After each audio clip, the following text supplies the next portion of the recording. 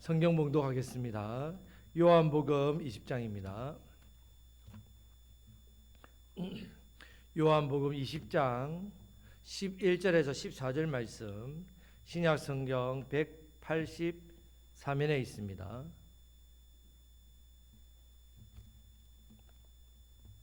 요한복음 20장 11절에서 14절 말씀, 한 목소리로 합독하겠습니다.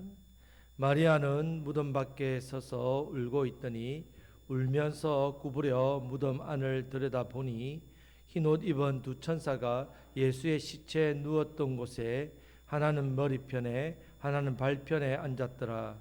천사들이 이르되 여자여 어찌하여 우느냐 이르되 사람들이 내 주님을 옮겨다가 어디 두었는지 내가 알지 못함이니이다. 이 말을 하고 뒤로 돌이켜 예수께서 서 계신 것을 보았으나 예수인 줄을 알지 못하더라. 아멘. 자, 여러분, 십자가도 의미가 있고 부활도 의미가 있습니다.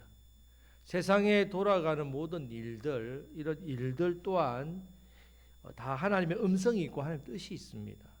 그냥 그저 아무렇게 세상이 흘러가는 게 아닙니다.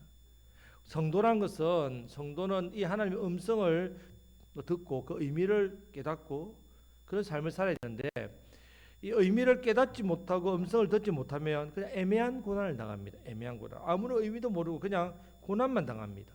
정말 고난만 당합니다. 우리는 무슨 일을 만나고 무슨 어려움을 당할 때 그 속에 하나님의 하실 말씀이 있어서 있다는 것을 알아야 합니다. 그것을 알게 되면 당하는 고난은 그냥 무의미한 그런 고난이 아니라 의미 있는 아주 값진 고난이 됩니다. 오늘 오전의 말씀을 통해서 시험에 대해서 시험을 참는 복이 있습니다. 이 시험에 대한 의미도 마찬가지입니다. 자, 십자가 의미 있죠. 부활의 의미 있습니다. 십자가 무슨 의미가 있습니까? 십자가 그냥 예수님이 죄가 있어서 죽으신 사형 형틀입니까?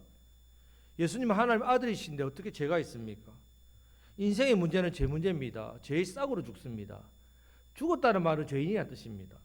그럼 예수님은 왜 죽으셨나요? 죄도 없는데 우리 인생의 죄를 대신 짊어지고 우리의 인생의 죄에서 우리를 해방시키려고, 그를 복을 받게 하시려고 예수님이 죽으셨습니다. 자기가 창조한 피조물 아닙니까? 우리가 예수님 창조하셨습니다. 창조주 되시죠. 이 창조주가 이 땅 위에 죄 때문에 고통받고 사는 불쌍한 인생을 대신해서 그 문제를 해결해 주기 위해 죽으신 게 십자가입니다. 십자가 의미가 있습니다. 너무 의미가 있죠. 부활도 의미가 있습니다. 부활의 의미는 따라하시겠습니다. 하나님의 인정입니다. 부활은, 예수님의 부활을 하나님 인정하셨답니다. 무엇을 인정하셨냐? 사도행전 2장 31절 35절 말씀해 보면요, 너희가 십자가에 달려 죽인 예수를 하나님이 다시 살리셨다 했습니다. 예수님은 자기가 살고 싶어서 살아난 게 아닙니다. 자기의 의지와 능력, 신적 권위가 있어서 이렇게 부활하신 게 아니라 누가 살리셨다고요? 하나님 아버지가 다시 살렸단 말이에요. 이 부활은요, 하나님 인정입니다. 무슨 인정이냐 하면요, 많은 유대인들이 예수님을 신성 모독죄라 해서 큰 죄인으로 취급해서 십자가에 못 박았지만 예수님은 뭐가 없으시다고요? 죄가 없으시다는 거 인정입니다. 자신의 죄를 위해서 죽으신 게 아니라 우리의 죄를 위해 죽으신 것에 대한 인정입니다. 왜? 부활하셨으니까, 죄를 이기셨으니까. 죄가 없으시기 때문에 죽음이 이기지 못한다는 말입니다. 로마서 6장 23절 말씀, 앞에서도 말씀드렸지만 죄의 싹이 사망입니다. 우리 죄값으로 죽습니다. 나이 들어 병들어 사고만 나 죽는 게 아닙니다. 우리 죄값으로 죽습니다. 예수님은 자기의 죄값으로 죽었다 하면 부활할 수 없습니다. 예수님께서 자기 죄값으로 죽으셨다면 하나님께서 예수님을 부활시키지 않습니다.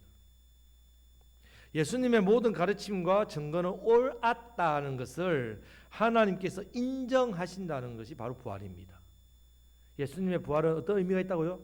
하나님의 인정. 그럼 우리가 예수님 부활 다음에 부활하는 우리는 어떤 게 의미가 있습니까? 우리도 하나님께서 우리를 살리신 것을 인정, 우리를 의인으로 인정해 주신단 말입니다. 우리 부활의 소망을 가지고 살아야 됩니다. 자, 예수님이 부활하시는 것과 살아나는 장면에 대해서는 성경에 구체적인 기록이 없습니다. 예수님이 부활하실 때 먼저 눈을 뜨시고 상체를 일으키시고 뻐근한 근육을 스트레칭했다, 이런 말이 없습니다. 부활하는 장면을 본 사람 아무도 없습니다. 전부 잠든 새벽에 주님이 홀로 부활하셨습니다. 이렇게 예수님께서 부활하신 것을 직접 본 사람이 없는데 어떻게 그럼 믿을 수 있습니까? 본 사람이 없는데. 성경 말씀에서는 두 가지를 보고 믿으라고 말씀합니다. 첫 번째는 빈 무덤. 빈 무덤에 대해서는 아마 신앙생활 하신 분들은 설교도 막 들었을 거예요. 빈 무덤.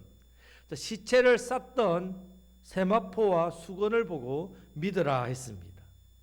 6절에서 8절 말씀 보면 베드로가 무덤을 보는데 자세히 보는데 세마포가 놓여 있고 그 사람만 쏙 빠져나갔단 말이에요. 도저히 믿지 않을 수 없어서 보고 인정한 거죠. 자, 그대로 놓여 있었습니다. 두 번째는 사람들의 증거입니다. 부활하신 예수님을 본 사람들의 증언. 여러분 보통은 법정에서 몇 명 이상이 같은 증언을 하면 그 증언이 인정됩니까? 2명이죠. 예수님의 부활을 목격한 사람은 최소 몇 명? 500여 명. 똑같은 말을 합니다. 성경에서 예수님 부활하신 10차례 성경 기록되어 있고요. 한 성경 11번 정도 나오는데 아마 더 많이 나왔을 겁니다. 성경에 기록된 건 그렇습니다. 제일 먼저 예수님 부활하신 예수님을 만난 사람이 누굽니까? 뭘 막 달라고 이야기하는 막달라 마리아죠. 자, 오늘 말씀에서 막달라 마리아를 통해서 예수님의 부활하심을 막달라 마리아 보고 증거하고 그 다음에 예수님의 부활로 우리가 그럼 받는 혜택이 뭔지가 또한 오늘 말씀을 통해 살펴보겠습니다. 이어서 이렇게 2주 동안 살펴보겠습니다. 먼저 이 막달라 마리아가 예수님의 부활을 보고 증거했던 부분을 보겠습니다. 11절 말씀을 다 같이 읽겠습니다. 마리아는 무덤 밖에 서서 울고 있더니 울면서 구부려 무덤 안을 들여다보니. 자, 막달라 마리아입니다. 마리아는 8절부로 보면 주님의 부활을 말씀으로 믿지 않았던 베드로, 요한, 무덤 안에 들어가서 직접 눈으로 보니까 믿었다 했지만 그건 믿는 게 아니라 인정했다는 거죠. 인정할 수밖에 없다. 그러니까 능력이 없으니까 10절 말씀에 두 제자는 부활하신 예수님을 알고도 어떻게 했다고요? 그냥 집으로 돌아갔습니다. 아무 일도 없었더라. 정말 놀랍지 않습니까? 예수님 부활하시는데도 아무 일도 없습니다. 자, 그때에도 마리아는 돌아가지 않고 울고 있었습니다. 통곡이나 탄식하면서 울었단 말이에요. 펑펑 울었단 말이에요. 계속. 왜 울었겠습니까? 마리아가 그러면. 예수님이 십자가에 죽으셔서 울었습니까? 시체가 없어서 울었습니까? 예, 죽어서도 슬프지만 와보니까 시체가 없는 겁니다. 그때 우는 겁니다. 우리 중에요, 만약에 여러분 가족 중에 누군가 한 명이 죽은 지 사흘이 되어서 무덤에 갔는데 시체가 없었다. 그러면 그냥 돌아올 수 있습니까, 여러분? 못 옵니다, 여러분. 아마 못 올 겁니다. 그죠? 엄청난 일입니다. 작은 일 아닙니다. 시체가 없어졌다. 이 막달라 마리아에게서는 충격적이죠. 그래서 펑펑 온단 말입니다. 제자들은 시체가 없어졌다니까 어떻게 합니까? 그냥 집으로 돌아가 버렸습니다. 사람이 그래도 이제 좀 속된 말 싸가지가 있어야 되죠. 제자들은 예수님 시체가 없어졌는데도 이렇게 돌아가는 거 보면 정말 어리도 없고 마음도 없고 얼마나 좀 가슴이 모릅니다. 막달라 마리아는요, 시체가 없어져서 억장이 무너져서 탄식하며 울고 있습니다. 자, 이때 12절 말씀을 다 같이 읽겠습니다. 흰옷 입은 두 천사가 예수의 지체에 누웠던 곳에 하나는 머리편에 하나는 발편에 앉았더라. 아멘. 자, 이스라엘 사람들의 무덤은 동굴이라고 했죠. 동굴. 입구를 큰 돌로 막아놨습니다. 자, 사람이 죽으면요, 머리가 동굴 안쪽으로 이렇게 누웁니다. 동굴 입구면 머리를 안쪽. 그러면 자연히 다리는 어느 쪽? 동굴 입구 쪽에 있습니다. 자, 그리고 머리 부분을 약간 이렇게 높입니다. 베개 같은 거 이렇게 해서 약간 이렇게 높이 이렇게 눕도록 해놨단 말이에요. 몸은 그냥 평평하게 합니다. 자, 이것이 이스라엘 무덤입니다. 자, 지금 흰 옷 입은 두 천사 하나는 머리편에 하나는 발편에 앉았단 말은 쉽게 한 천사는 동굴 안쪽에 있고 한 천사는 동굴 입구에 있다는 말입니다. 자, 마리아가 이 두 천사를 보고 천사인 줄 알았습니까? 몰랐습니까? 알았습니까? 몰랐습니까? 몰랐지요. 자, 누가복음 24장 4절 말씀을 다 같이 읽겠습니다. 이로 인하여 근심할 때에 찬란한 옷을 입은 두 사람이 곁에 섰는지라. 아멘. 자, 창세기 19장을 보면요, 소돔과 고모라를 멸하기 위해서 예수님도 두 천사와 함께 사람의 몸으로 오셨습니다. 아브라함이 그 세 명을 천사로 알았습니까? 사람으로 알았습니까? 사람을 알았죠. 예수님도 몰라보고 천사도 몰라보고 극진히 대접했죠. 자, 여기서도 날개 달린 천사가 아닙니다. 사람의 모습으로 천사가 왔기 때문에 막달라 마리아가 볼 수 있는 겁니다. 볼 수 있는 것. 자, 13절 말씀을 다 같이 읽겠습니다. 천사들이 이르되 여자여 어찌하여 우느냐, 이르되 사람들이 내 주님을 옮겨다가 어디 두었는지 내가 알지 못함이니이다. 아멘. 천사들이 어찌해서 우느냐. 자, 천사들이 지금 몰라서 묻겠습니까? 마리아가 왜 우는지 알지요. 책망하는 말이에요. 책망하고 있는데 시체가 없어졌다. 왜 울어? 왜? 지금 울어? 이렇게 혼을 내는데 시체가 없어서 운다고 했습니다. 여러분, 시체가 없어진 것이 울 일입니까? 웃을 일입니까? 웃을 일입니까? 울 일입니까? 이것도 저것도 아닙니까? 제 말이 기분 나쁩니까? 네. 만약에 말씀만 붙잡았다면 웃을 일이죠. 예. 말씀을 안 붙잡으니까 울 일이 돼버려요. 자, 여러분 삶의 인생이 그렇단 말이에요. 여러분들에게 있는 사건들이요, 말씀을 붙잡아 쓴 때는 웃음으로 변하는데 말씀을 놓치면 다 울음으로 변해버린다. 말씀 신앙이 그래서 중요합니다. 말씀하신 부활을 기대했다면 너무 감사하고 웃었을 거예요. 기뻐했을 겁니다. 대제사장과 서기관들과 장로들에게 이방에 잡혀가서 이방인들에게 끌려 채찍에 맞고 십자가에 죽었다가 사흘 만에 부활할 것이다. 이 말씀을 얼마나 많이 들었습니까? 믿었다면 웃었을 겁니다. 이야, 사흘째 무덤에 가니까 시체가 없었다. 예수님 말씀대로 부활하셨구나. 할렐루야. 창세기 37장에 보면요, 요셉이 17살에 하나님 주신 꿈을 꿉니다.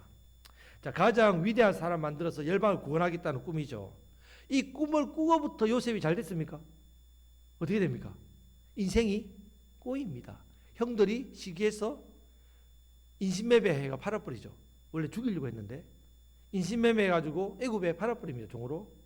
자, 그렇게 해서 팔렸습니다. 여러분 마음 어떻겠습니까? 형들이 여러분 팔으면 저기 신안에 저 천사라고 섬이 1004개나 있는데 그 구석섬에다가 그 소금 하는데 그다음 여러분 팔면은 형님들이 어떻게 했습니까? 그곳에서 살겠습니까? 저는 아마 못 살았을 것 같습니다. 그런데 요셉이 살았단 말이죠. 그러다가 열심히 했습니다. 거기서 가정 총무가 됐죠. 종으로도 열심히. 여주인 그 보디발 불려시 때문에 그 보디발 불려시의 유혹을 받아가지고 억울하게 또 감옥 가지 않습니까? 요셉이 목사님한테 전합니다. 목사님, 형들이 저한테 어떻게 이럴 수 있습니까?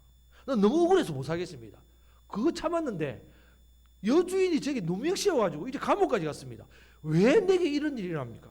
모르겠습니다. 하나님 계시다면 어떻게 이런 일이 일어날 수 있습니까? 저 너무 힘듭니다. 이제 하나님 믿기도 싫고 하나님 섬기기도 싫습니다. 내가 왜 이런 일을 겪어야 합니까? 교회 안 갈 겁니다. 이제 이렇게 된단 말이에요. 많은 사람들이요 말씀을 믿지 않고 환경과 당장 내게 주어진 복과 그런 좋은 일만 쫓아가니까 기복신앙에 빠지는 겁니다. 기복신앙. 말씀만 믿으면, 말씀만 붙들면 그 말씀이 나를 살립니다. 웃을 일이라니까요. 마리아가 말씀만 붙들었다면 웃을 일이란 말이죠. 요한복음 6장 63절 말씀을 다 같이 읽겠습니다. 살리는 것은 영이니 육은 무익하니라. 내가 너희에게 이런 말이 곧 진리요 생명이라. 아멘. 살리는 것은 영이랬습니다. 육은 무익하다. 예수님의 말씀이 진리고 생명이란 말입니다. 살리는 것은 오직 뭐라고요? 말씀. 우리의 영혼을 살리는 것은 말씀. 말씀을 붙드는 사람은요 힘들어도 말씀만 붙들고 있으면 됩니다. 그러면요 말씀이 여러분들을 견인합니다. 차 견인 당해보셨습니까? 저 한 번 딱 당해봤는데요 차가 없어요. 그리고 딱지가 붙어있더라고요. 끌려갔습니다. 차가 저기 그게 돈 얼마인지 알죠? 11만 원. 오우. 그래 된단 말이에요. 견인데 우리가 말씀이 우리를 어떻게 한다고요? 예. 근데 견인해서 안 좋은 데로 데려가는 게 아니고 하나님 가장 기뻐하시고 또 더 좋은 곳으로 이끄신단 말이에요. 우리가 시련과 고난 가운데서 기뻐할 수 있는 이유는 말씀만 붙들면 말씀이 어떻게 한다고 우리를 견인. 예. 마리아는요, 울 일이 아니라 기뻐하고 감사한 일인데 불구하고 말씀을 붙잡지 않으니까 말씀과 상관없이 그 자기 생각, 자기 상황에 눌러 앉아서 울고 있다는 말이에요. 대성통곡. 천사가 왜 우느냐? 책망하는데도 책망하는 줄도 모르고 시체가 없어졌으니까 그렇게 통곡하지요. 사실 여러분, 사실만 알면 얼마나 기가 찰 일입니까 지금. 자, 14절 말씀을 다 같이 읽겠습니다. 이 말을 하고 뒤로 돌이켜 예수께서 예수이신 줄을 알지 못하더라. 아멘. 자, 인기척이 있었는지 뒤를 돌아보니까 부활하신 주님이 서 계시는 거예요. 아니, 마리아가 그렇게 사모하고 사랑하던 예수님을 왜 못 알아봅니까? 예수님 부활하셨으면서 갑자기 변신하셨어요? 얼굴을 변장하셨습니까? 뭐 얼굴에 문신하셔가지고 모릅니까? 가면을 썼습니까? 그런데 왜 막달라 마리아가 그렇게 사모하고 사랑하는 예수님을 못 알아봅니까? 예수님이 죽은 줄 알았기 때문에? 모습이 변화되어서 자세히 못 봤어? 그렇지 않습니다. 누가복음 24장 말씀 보면요, 엠마오로 가는 두 제자의 이야기가 나옵니다. 그 제자들이 예수님이 십자가에 죽으신 거 막 슬퍼하며 이야기하는데, 그때 예수님이 그들과 동행하면서 무슨 일로 그 이야기를 하느냐 하니까 여차에 좀 듣지 못했느냐, 이런 큰 일이 일어났다 하면 예수님 이야기하죠. 자, 엠마오까지 왔는데도 그 두 사람이 예수님인 줄 알았습니까? 몰랐습니까? 몰랐습니다. 자, 그 이유에 대해서 누가복음 24장 16절 말씀을 보면요, 자, 다 같이 읽겠습니다. 그들의 눈이 가리어져서 그인 줄 알아보지 못하거늘. 자, 여기서 이 눈은 육안이 아니라 영안을 말합니다. 영안. 그대 눈이 영안이 어떻게 됐다고요? 가리워져 있단 말이에요. 영안이 가려져 있으면 주님을 알아보지 못합니다. 자, 그러다가 31절 말씀을 보면 다 같이 읽겠습니다. 그들의 눈이 밝아져 그인 줄 알아보더니 예수는 그들에게 보이지 아니하시느니라. 아멘. 영안이 열리니까 예수님인 줄 안단 말이에요. 여러분들이 예수님을 나의 구원자로 믿을 수 있는 것은 영안이 열렸기 때문입니다.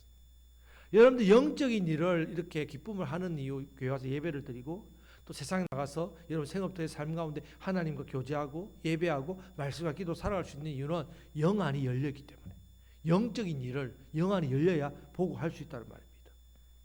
영안이 닫히니까 막달라 마리아는 바로 뒤에서 예수님이 부르는데도 계신데도 알지 못합니다. 안타깝게도 이렇게 영안이 닫힌 채로 신앙생활 하는 분들이 너무 많습니다. 영안이 어두우니까요, 교회에 와서 예배당에 와서 예수님을 찾는 것이 아니라, 예수님을 만나는 것이 아니라, 말씀을 찾고 말씀을 듣고 은혜를 받는 게 아니라 자꾸 주변을 봅니다. 육안으로 환경을 봅니다. 어떤 교회는요, 어떤 집사님이 있는데 이 집사님 별명이 뭐냐면요, 주보에 틀린 글자를 찾는 1인자. 교회 오면 그 빽빽한, 저는 주보를 그래서 입으로 크게 적고 빽빽하게 안 적습니다. 많이 적으면 오타가 생기니까. 그래서 빽빽한 주보입니다. 그걸요, 예배 시간에 처음부터 끝까지 아주 세밀하게 해서 철자 하나 틀린 것을 기가 막히게 찾아낸다는 거예요. 어떤 사람은 저 집사님은 왜 저 옷을 입었나? 지난주에는 이 옷을 입었는데 또 안 어울린다. 머리는 어떻게 했네? 교회 어제 청소를 한 거야 만 거야? 식당에 밥은 어떻고 영안이 열리지 않아서 그렇단 말이에요. 예배당에 와서 말씀 붙들지 못하고 영안이 어두우니까요, 영적으로 병들어 죽으니까 주님이 바로 옆에 계신데도 모르는 겁니다. 주님이 이 자리에 임재하셔서 우리의 예배를 받으시는데도 모르는 겁니다. 이 시간 죽은 예수님을 찾아오는 제자와 마리아가 되지 마시기를 바랍니다. 부활하시고 살아계신 주님을 만나기 위해서 이 예배 자리에 나오시기를 축복합니다. 여러분 영안이 닫히면 안 됩니다. 영안이 열리도록 기도하셔야 됩니다. 여러분 영안이 닫혔습니까? 그러면 영안이 열리려면 어떻게 해야 됩니까? 눈에다가 뭘 발라야 됩니까? 안약을 발라야 되는데 무슨 안약? 예수님의 보혈. 예. 예수님의 보혈로 여러분들 눈을 뜨게 하죠. 눈을 치료해야 된단 말입니다. 씻어야 된단 말입니다. 이 자리에 우리 주님이 임재하고 계십니다. 말씀대로 믿는 신앙이 중요합니다. 여러분 말씀을 쫓으면 웃을 일이, 말씀을 쫓지 않으니까 울 일이 된단 말입니다. 우리 인생에 말씀대로 말씀시라고 서지 않으니까 영 안으로 열고 살아야 되는데 육신의 눈에 보는 대로 행한단 말이에요. 믿음의 반대말이 뭐라고요? 예, 보는 것이라 했습니다. 보는 것대로 행하는 것. 말씀대로 믿는 믿음이 되어야만 우리 앞에 있는 고난과 어려움 속에서도 하나님의 섭리, 하나님의 뜻, 하나님의 역사를 보고 깨닫고 붙들게 된다는 말이에요. 오늘도 부활하신 예수님께서 하나님 보좌 우편에 서서 우리를 바라보시고 아버지께서 하늘문 여셔서 우리 예배를 받으신다는 것. 예수님이 저와 여러분들에게 중보하시는 것, 사랑하시는 것, 영안으로 떠서 보시기를 축복합니다. 말씀 신앙으로 더욱더 한 주간을 잘 살아가시기를 축복합니다. 말씀을 붙들어야 웃을 일이란 말입니다. 말씀을 붙들고 고난과 시련과 역경과 어려움 시험 앞에서도 믿음의 시련으로 인내하여 온전한 사람, 믿음의 시련으로 살아있는 믿음 되어서 믿음의 역사를 하고 무엇보다도 예수님을 더욱더 사랑하시는 분, 정명이 되고 생명의 멸류관 누리심으로 시험 잘 감당하시고 맡겨주신 사명, 귀한 사명, 영혼 살린 사명 더욱더 잘 감당하시는 저와 여러분들 되시기를 주님의 이름으로 축복합니다. 아멘. 이제 기도하겠습니다.